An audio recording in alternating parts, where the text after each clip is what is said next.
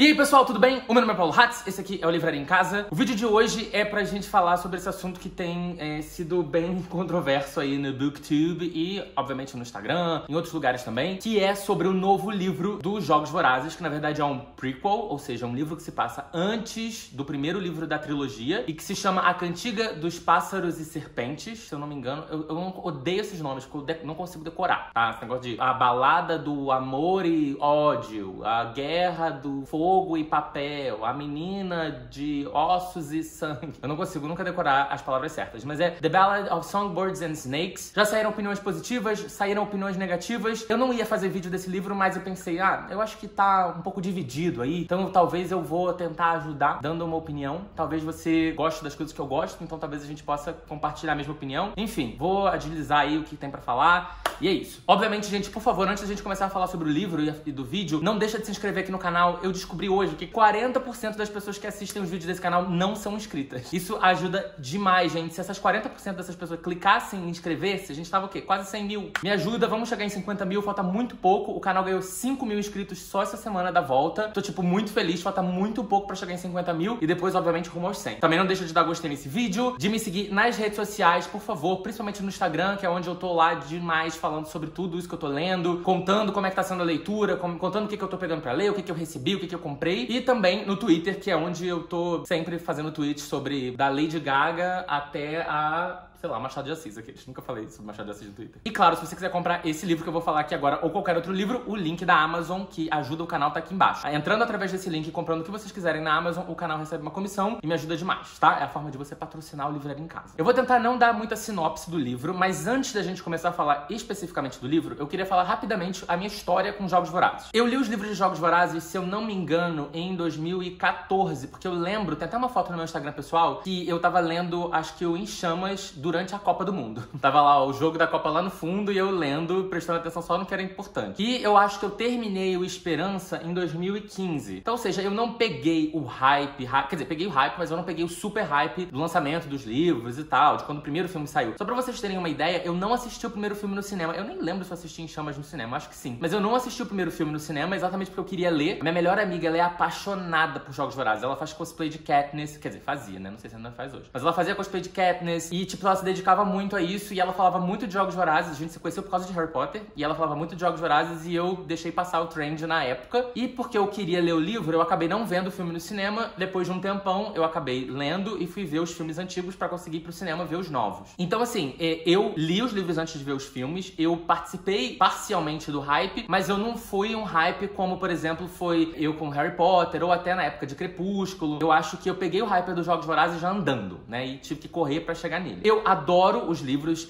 eu acho que eu dei 5 estrelas pro primeiro, 4 pro segundo, que é o preferido de todo mundo, pra mim é o que eu menos gosto, e 5 pro A Esperança, e A Esperança é meu livro preferido da série, por incrível que pareça. Mas, a verdade é uma só, gente, isso precisa ficar muito claro aqui. Eu sempre gostei de Jogos Vorazes, mas eu nunca fui um fã alucinado de Jogos Vorazes. Nunca fui, tipo assim, nossa, essa é a melhor coisa do mundo, nossa, que perfeito. Eu reconheço várias coisas incríveis, assim, eu acho maravilhoso que um livro jovem adulto aborde assassinatos de uma maneira tão assim, tranquila. Eu acho que ele realmente é um livro que não passa a mão na cabeça do leitor, seja ele de qual idade for. Então ele consegue ser um livro bem abrangente, né? Ele não é só um livro jovem adulto, eu acho que os Jogos Vorazes funciona muito bem, até para um público mais adulto, exatamente pela coisa da violência e tal. Além disso, tem a questão política, que sempre foi uma das questões que eu mais gostei, por isso que eu gosto tanto de A Esperança. Pra mim, eu acho que o Em Chamas, ele é muito uma reprise do primeiro livro, de uma outra forma, um pouco, e o Esperança, ele realmente, pra mim, apresenta a evolução, que entra a parte mais política, a coisa mais da guerra pesada e tal. É por isso que eu gosto mais de A Esperança, embora eu saiba que muita gente é o que a galera gosta menos, e é o que eu mais gosto. Mas enfim, o ponto é esse, eu nunca fui um super fã, e isso vai impactar, eu acho que muito, na minha experiência com esse livro novo. O livro em inglês acabou de sair nos Estados Unidos, ele saiu no dia 19 de maio, e o livro em português vai sair no Brasil no dia 19 de junho, publicado pela Roku. Ele já tá em pré-venda, o link tá aqui embaixo, e esse livro tem aí por volta de 550 páginas. Uma coisa que foi engraçada também foi que eles não lançaram o e-book desse livro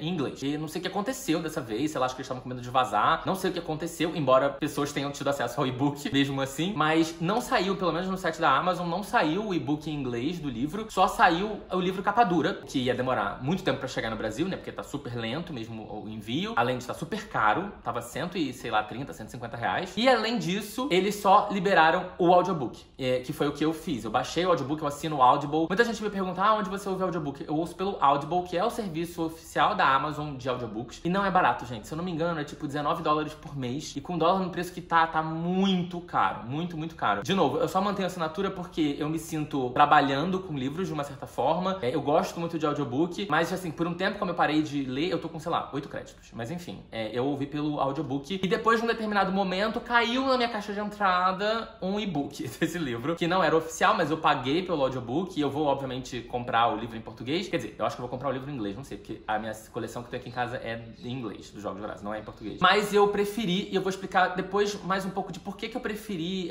ouvir o audiobook e ler ao mesmo tempo, que foi onde eu realmente engrenei na história. Não vou entrar em muito detalhe da sinopse, como eu já falei. Basicamente, esse livro se passa muitos anos antes do primeiro livro e conta um pouco ali da juventude do presidente Snow, que a gente vê, né, dos primeiros livros. Ele é presidente de Ipanema. A gente vai ver esse crescimento, né? O que aconteceu com ele pra ele se tornar esse cara que se torna um vilão lá na frente. O cenário ali do momento é um cenário de 10º Jogos Vorazes, é quando, né, eles estão tendo a 10ª edição dos jogos. A gente vê, sei lá, qual é a edição na época da Katniss, mas é uma edição muito pra frente. E é isso, não vou entrar em muito detalhe além do que vai, porque também não quero estragar a experiência de ninguém. Eu sei que muita gente não gosta nem de sinopse, então isso é uma coisa que já foi dita. É sobre o presidente Snow, se passa no passado, quando ele era jovem, e na época dos 10º Jogos Vorazes. O livro começa de um jeito super rápido, ele vai logo pra ação. Então, assim, as primeiras páginas do livro, eu comecei a ouvir o audiobook, sei lá, 8 e pouca da manhã. Parei de ouvir às 10 horas, que foi quando eu comecei a trabalhar. E eu já tinha avançado bastante, porque tava bem gostosinho, tava bem legal esse começo. Exatamente porque você começa a ver que é uma preparação para os Jogos Vorazes. Então, você já vê que vai acontecer os jogos, e aí você já fica naquela coisa de, eu vou passar por isso de novo. O ponto que me atrasou um pouco mais na leitura naquele dia é que depois que passa ali dos 10% mais ou menos, você já tá tipo assim, beleza, e aí, cadê os jogos? E aí os jogos demoram a acontecer. Esse ápice que você quer chegar logo, na hora que os jogos começam, ele demora a acontecer, porque tem um período antes de construção da narrativa do próprio jogo. E também da introdução de um personagem novo, que a gente não conheceu ainda na série, que é a Lucy Gray. Não vou também dar muito detalhe, mas a Lucy Gray, ela vai ter uma participação muito importante nos jogos, né? Depois que o jogo começa, ele acaba meio que rápido. E aí, quando o jogo acabou, eu falei, ainda falta tanto livro pela frente, sei lá. Eu acho que o jogo acaba nos 60% do livro. Ainda tinha, tipo, 40% pela frente. E aí eu fiquei, achei que ia ter mais protagonismo dos Jogos Vorazes em si, mas não.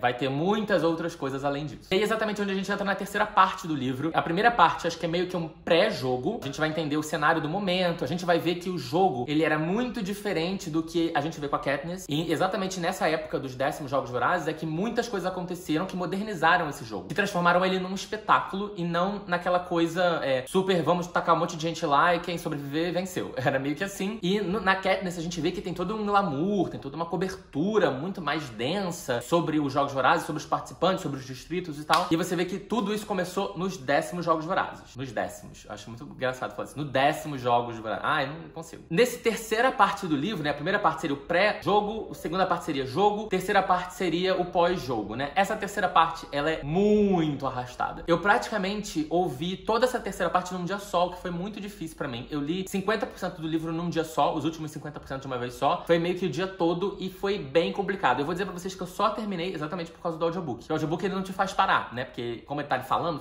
você não consegue se dispersar com outras coisas. Mas foi bem arrastada mesmo, assim. Entra umas coisas... Eu acho que é legal, é importante as coisas que acontecem. Eu só acho que foi escrito de uma maneira que te deixa cansado, sabe? Você fica assim, quando é que vai acabar, né? Já podia acabar. Vamos lá, cadê o ápice? Vamos acabar. Até porque eu acho que o mais interessante do livro é você ver essa evolução dos jogos, pra você entender como é que os jogos chegaram naquilo. Obviamente, ver essa evolução do Snow, né? Porque ele começa como um adolescente quase que normal, né? E você vai vendo a evolução dele pra que, né, quando chegar na Katniss, ele seja o babaca que ele é. Mas, tipo, isso acontece muito pouco no livro, né? Tem muito mais coisa além disso. A construção do Snow, ela é um pouco diferente do que eu esperava. Porque o Snow, a gente vê, né, na trilogia original, que ele era um cara bem babaca, assim. Ele era um cara bem escroto. A gente, obviamente, a intenção da Suzanne Collins nesse livro foi humanizar o Snow. O que faz parte, a gente espera um pouco... Eu até anotei quando fiz as minhas anotações, me lembra muito Malévola, me lembra muito Wicked, né? Que é pegar aquele personagem ruim, né, do livro ou da série original e trazer ele pra um momento onde ele é mais humanizado e você consegue entender as razões de por que ele se tornou aquela pessoa. O problema pra mim é que eu acho que a Suzanne se esforçou tanto pra humanizar o Snow, tanto pra mostrar que ele poderia ser uma boa pessoa também, que alguns atos que ele toma não fazem sentido com a característica que ela mesma constrói, eu acho. Então, tipo, tem hora que ela tá construindo ele pra ser um cara meio com atitudes meio babacas, aí ele faz uma coisa muito fofa. Aí daqui a pouco ele começa a fazer coisas muito fofas, aí daqui a pouco faz uma coisa muito babaca. Então eu acho que é um pouco inconsistente com a personalidade efetiva dele. E aí no final, quando você para pra pensar, você fica, mas ele sempre foi um babaca ou ele era fofo e depois se tornou um babaca? É um pouco difícil de você entender que momento que a história dele começa a mudar, sabe? É tudo um pouco irregular, eu acho. Eu não vejo como uma evolução, como uma escalada. Eu vejo como uma coisa meio irregular, porque desde os primeiros capítulos do livro, você vê que ele é um babaca, mas aí ao mesmo tempo você vê que ele é fofo. Continua nessa coisa na dicotomia do babaca e fofo o livro todo, até o final. Aí no final ele escolhe o que ele quer ser, né? Que todo mundo já imagina o que é. Eu me incomodo um pouco com a inconsistência dessa construção de personagem. Eu entendo que às vezes a gente, na vida real, ninguém é inteiramente mal, nem ninguém é inteiramente bom, né? É óbvio, a gente tem as nossas partes problemáticas e tem as nossas partes que a gente é exemplar. E assim também deveria ser na literatura. Eu só acho que, pra mim, não me soa muito coerente, tá? Com a construção toda. E aí eu ficava aquela coisa de, eu não sei se eu gosto desse menino e eu entendo. Porque, por exemplo, quando você vê Malévola, quando você vê Wicked, você vê uma evolução desses personagens, né? Você vê de super inocente até se tornar uma pessoa que se torna tão amargurada por tantas coisas ruins que aconteceram, que ela se tornou o que ela se tornou. E eu acho que com ele, a construção foi assim, ó. Eu me conectava, me desconectava, me conectava, me desconectava. Não tem problema que ele seja um vilão. Eu gosto de ler histórias de vilão, mas eu acho que não foi bem construída. Em compensação, a construção da Lucy Gray, que é essa personagem que surge nesse livro, ela é incrível. Inclusive, é uma das minhas personagens preferidas de toda a história oficial, assim, toda da trilogia, inclusive. Eu acho que a Lucy Gray é uma personagem super carismática, super espirituosa. Ela tem essa personalidade fofinha, bonitinha, mas ao mesmo tempo ela é muito esperta, muito inteligente, muito sagaz e tal. Eu acho que muito do que me fez ficar preso no livro é a coisa da Lucy, sabe? É a personagem Lucy. Eu acho que eu fiquei mais interessado em saber quem é essa menina, o que vai acontecer com ela e como que ela se conecta à história original. Um outro problema pra mim é que eu acho que a maior parte dos personagens secundários, né, dos coadjuvantes ali do livro, eles são meio sem graças, sabe? Tipo, eles não acrescentam muito pra história, eles são um pouco chatos, e aí coisas vão acontecendo com eles, sabe? Pro final, ali pro meio, pro final, e você fica tipo, ai, morre!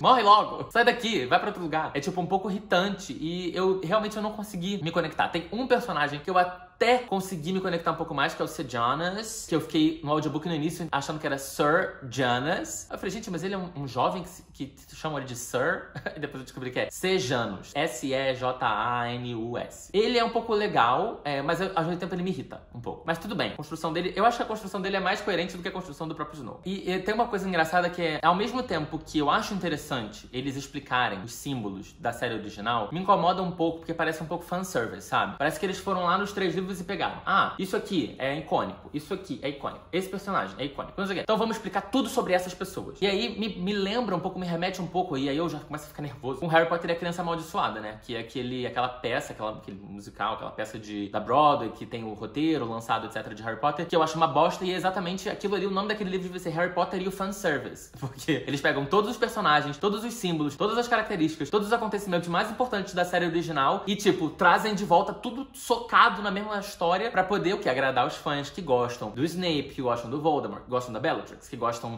dos gêmeos Weasley, sabe? É, tipo, um pouco forçado, às vezes. Então eu acho que algumas coisas que acontecem nesse livro me soaram um pouco, vamos botar esse personagem aqui porque esse personagem foi muito popular lá na frente, então vamos começar a explicar alguma coisa aqui atrás. Não sei, não foi muito efetivo, não fez muita diferença, sabe? Inclusive, eu não vou dar spoiler, mas tem uma coisa envolvendo a Tigress, que ela aparece na trilogia original, que tem uma explicação dela tá ali, mas ao mesmo tempo, você conhece ela, né? Entende a relação dela com o Snow, mas não casa e não conecta com a importância dela lá na frente nos Jogos Vorazes. Porque, tipo, acontece alguma ruptura ali entre eles, em algum momento. E isso não é explicado no livro, sabe? Isso aconteceu. Dane-se. Ela resolveu explicar, botar um monte de gente, trazer coisa, botar coisas, não vou dar muito detalhe, mas ela não quis explicar o que aconteceu na relação deles pra ter havido uma ruptura entre esse livro e os Jogos Vorazes, efetivamente. Eu tenho um vídeo aqui no canal, vou deixar até aqui no box, que eu falo um pouco sobre continuações de livros, assim, tipo, infinitas, né? O meu problema não é ser uma trilogia, ter 7 livros, ter 10 livros, nada disso. O meu problema é a coisa do pensamento que foi feito depois que a série já foi um sucesso. Então, depois que o sucesso chegou, a gente vai colocar mais esse livro aqui, ou mais essa história, ou mais esse spin-off, ou mais essa série pra ganhar mais dinheiro em cima daquilo. Comercialmente falando, gente, faz todo sentido. Talvez se eu fosse um autor e meu livro fizesse muito sucesso, talvez eu fosse querer fazer uma continuação ou um spin-off também. Porque dinheiro nunca é pouco, não é mesmo? Eu não vou julgar a pessoa querer ser uma burguesa safada, porque tá certa. Mas me incomoda como leitor um pouco, sabe? Porque eu fico pensando assim, a Suzanne Collins nunca pensou nessa criação de personagem quando ela escreveu Os Jogos Vorazes. Ela criou esse mundo que a gente vê nesse livro agora da balada aí, depois. Então, tipo, essa história ela nunca foi uma história original, sabe? Ela nunca fez realmente parte da formação. Ela escreveu de trás pra frente. Não é um problema, é até legal, é criativo, é bom. Eu acho que é mais fácil, na verdade, escrever de trás pra frente do que escrever de frente pra trás. Mas me incomoda um pouco a coisa do bombei, vou lançar agora uma série, vou lançar um livro novo. Sabe por quê? Suzanne Collins sumiu depois de Jogos Vorazes. Tem uma outra Gregor, sei lá, tem uma outra história dela por aí, que nunca bombou quanto, mas assim, ela sumiu. É a mesma coisa que me incomoda com a Stephenie Meyer com Crepúsculo. Essas pessoas somem, desaparecem, e aí elas voltam, tipo, precisando comprar uma casa nova, hein? Essa casa aqui tá caindo no pedaço. Vamos lançar um livro. Vamos lançar um livro e vamos comprar uma casa nova. Esse me incomoda um pouco, sabe? Eu gosto de saber que a história foi planejada pra ser daquela forma. Eu acharia mais genial. Eu acharia mais genial se ela escrevesse o livro 1, 2, 3 e lançasse o prequel junto. E falasse assim, olha, eu já construí essa série é 4 livros, mas ela vai começar do 2.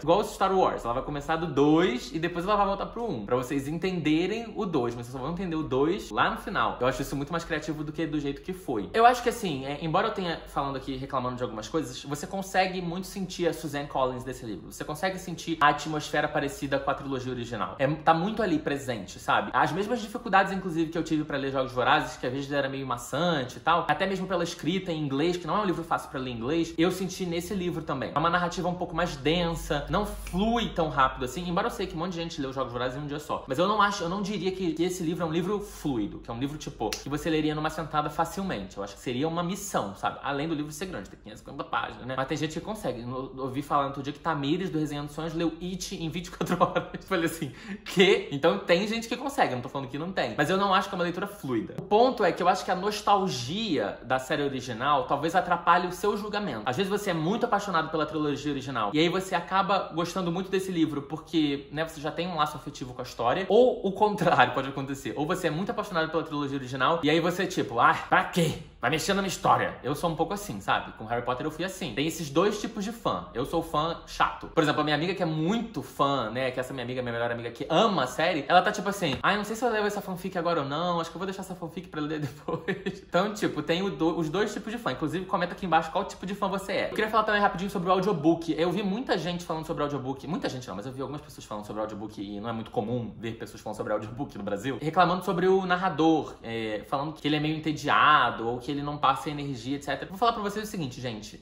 Eu acho que talvez essa discussão tenha surgido porque o livro saiu apenas nesse formato audiobook pra quem não é americano, né? Pra quem não é americano não pode receber o livro rápido, teve que ir pro audiobook. Então talvez muita gente tenha tido acesso a audiobooks que não tenham tido antes, assim, que não seja uma coisa normal na vida delas. Eu achei padrão, eu achei normal. Inclusive, eu já ouvi outros audiobooks com esse mesmo ator/narrador. Eu não achei nem um pouco ruim, achei super, super tranquilo. Eu, pelo menos, é o ponto de vista de uma pessoa que já ouviu vários audiobooks, assim. Eu achei normal, achei a mesma coisa de sempre. O que eu achei interessante do audiobook é que tem partes dele que você percebe que foram gravadas em momentos diferentes. Então, tipo assim, obviamente o ator não grava tudo num dia só, claro, né? Senão ele ia morrer. Mas assim, você consegue ouvir pelo som, pelo som do audiobook, você ouve que tem uma mudança no barulho de ambiente que o cara tava. Pode ser que eu seja um pouco louco de ter percebido isso, acho que não. Que mais pessoas devem ter percebido. Mas você percebe que em alguns momentos ele fala 2, 3 frases com outro som, sabe? Com uma outra captação diferente do som. Então eu fiquei me perguntando assim, por quê? Será que ele só tinha gravado e não ficou bom e eles mandaram ele regravar? Ou será que ele gravou e o texto do livro mudou? Porque tudo saiu muito assim, meio que, né, de uma hora pra outra, foi muito rápido. Talvez ela tenha mudado um pouco o texto, acrescentado coisas depois que o cara já tinha começado a gravar ou já tinha gravado o audiobook. Eu nunca na minha vida tinha percebido isso no audiobook. Então eu não sei se é alguma coisa específica desse livro ou não. Mas foi interessante de perceber a diferença, sabe? Agora sobre as estrelas e sobre o meu veredito final aqui. Veredito é a palavra que acabou que patenteou, não posso mais usar. Mas falar sobre a minha opinião final